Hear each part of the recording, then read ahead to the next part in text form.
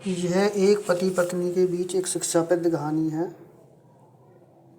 किसी गांव में एक साधु बाबा रहते थे जो गांव वालों को जीवन के मूल्यों के बारे में सिखाते थे। उनके शिष्यों में से एक युवक नामक राजेश था जो एक सुंदर और समर्थ युवक था। एक दिन बाबा ने राजेश से कहा, तुम्हें अपने जीवन संगनी को खोजने का समय आ गया है।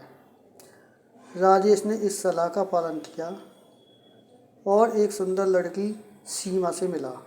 वे दोनों एक दूसरे को समझते थे और उनका प्यार दिन पर दिन बढ़ता गया।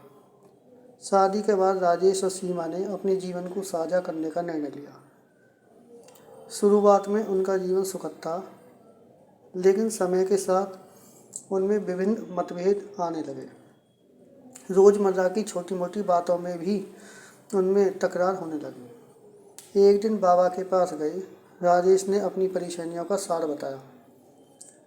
बाबा ने मुस्कुराते हुए कहा, बच्चों, जीवन की सारी मुश्किलें आती हैं, लेकिन इन्हें साथ मिलकर पार किया जाता है। तुम्हें एक दूसरे की बातों को सुनना और समझना होगा।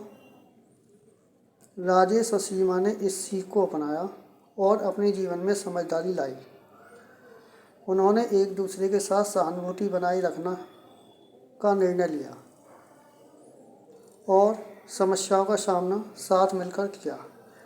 ऐसा करने से उनका जीवन पुण्य सुखमय बन गया और वे एक दूसरे के साथ अपनी जीवन यात्रा को हंसी और प्यार से जीने लगे। बाबा ने उन्हें सिखाया कि जीवन की सच्ची महिमा उनमें समर्पित प्रेम और समर्पण के में ही होती है।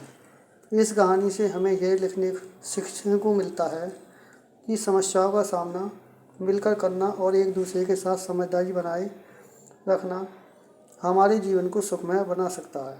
प्रिय दर्शकों, मेरी आपको नमस्कार। जय श्री राम।